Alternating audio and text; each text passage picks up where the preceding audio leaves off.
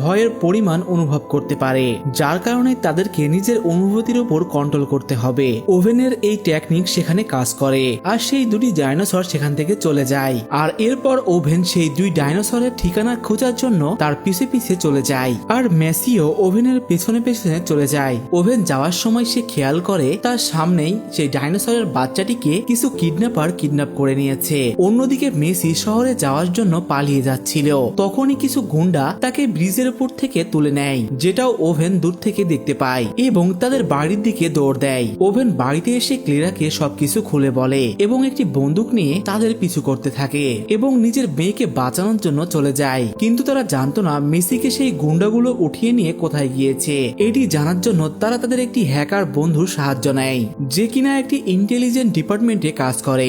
সেখানে তাদের জানায় তারা মেসিকে মাল্টা নামের একটি স্থানে নিয়ে গিয়েছে, যেখানে আইপির কিছু এজেন্ট আছে যারা তাদেরকে সাহায্য করতে পারে। অন্যদিকে অ্যালেন আর এলি বায়োসিনের সেই এয়ারপোর্টে চলে আসে, যেখানে তাদেরকে র্যামসিন নামের একজন ব্যক্তি ওয়েলকাম করে, যে কিনা সেই বায়োসিন কোম্পানির একজন খাস লোক। সেই লোকটি তাদেরকে হেলিকপ্টারের সাহায্যে সেই কোম্পানিতে নিয়ে যায়। সেই কোম্পানিতে যাওয়ার সময় অ্যালেন আর এলি হেলিকপ্টার থেকে অনেক বড় বড় আর ভয়ঙ্কর সেই ডাইনোসর গুলোকে দেখতে পায়। র্যামসে তাদেরকে বলে বায়োসিন কোম্পানির চারদিকেই এমন বড় বড় ডাইনোসর রয়েছে, এমনকি উড়ন্ত ডাইনোসরদের থেকেও আমাদেরকে বাঁচতে হয়, যার কারণে বায়োসিন একটি এবিএস নামের রেডিয়েশন সেই আকাশে সরিয়ে রেখেছে, যা উড়ন্ত ডাইনোসরদের থেকে এরোপ্লেন আর হেলিকপ্টারকে রক্ষা করে। রামসে তাদেরকে এটাও জানায় এই ডাইনোসরদেরকে এক জায়গা থেকে অন্য জায়গায় নিয়ে যেতে তারা বিদ্যুতের ব্যবহার করে। আর এরপরেই তারা সেই কোম্পানির বিল্ডিং এ চলে আসে, যেটা কিনা জঙ্গলের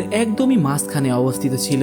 এখানে আসার পর সেই বায়োসিন কোম্পানির মালিক লেভেস তাদেরকে স্বাগতম জানায়। এখানে অ্যালেন আর এলির সঙ্গে সেই মালিক অল্প একটু কথা বলেই সেখান থেকে চলে যায়। আর র্যামসে অ্যালেন আর এলির পুরনো বন্ধু লেনের সঙ্গে দেখা করায়। এদিকে লেন ক্যামেরার থেকে লুকিয়ে এলিকে তার অ্যাক্সেস কার্ডটি দিয়ে দেয়, যেন সে লেভেল 6 এ গিয়ে সেই ফোরিং এর স্যাম্পল নিতে পারে। সেখানে ঢোকার জন্য এই অ্যাক্সেস কার্ডটি কাজে দিবে, এটা বলেই ল্যান সেখান থেকে চলে যায়। অন্যদিকে ল্যাবিস একটি সিক্রেট ল্যাবে আসে, যেখানে ল্যাবিসের একটি সিক্রেট সায়েন্টিস্ট হেনরি তাকে বলে আমাদের বানানো সেই ফোরিং গুলো ফসল নষ্ট করছে, তাই আমাদের উচিত খুব তাড়াতাড়ি সেই ফোরিং গুলোকে মেরে ফেলা। কিন্তু ল্যাবিস সেটি করতে নিষেধ করে দেয়। এখানে ল্যাবিস হেনরিকে এটিও বলে আমরা সেই মেয়েটিকে পেয়ে গিয়েছি, তার মানে ল্যাবিসই মেসি আর সেই ডাইনোসরের ছোট্ট বাচ্চাটিকে কিডন্যাপ করিয়েছে। কিন্তু ল্যাবিস তাদেরকে কিডন্যাপ কেন করিয়েছে সেটি আমরা সামনে গিয়ে জানতে পারবো। এখানে ল্যাবিস আর হেনরির কথা শুনে আমরা বুঝতে পারি